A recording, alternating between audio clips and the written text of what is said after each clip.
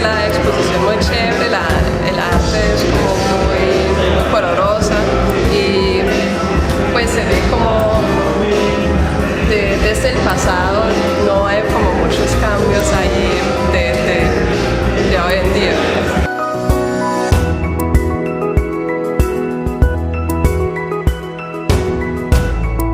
A ver, eso es la cultura de Cali.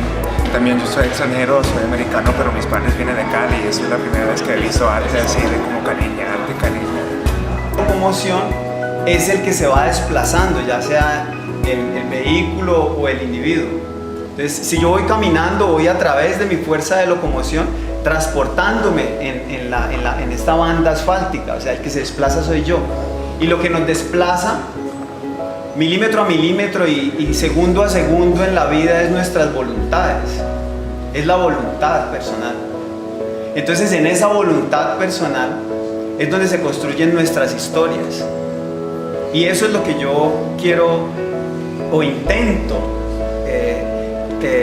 retratar o interpretar en cada cuadro.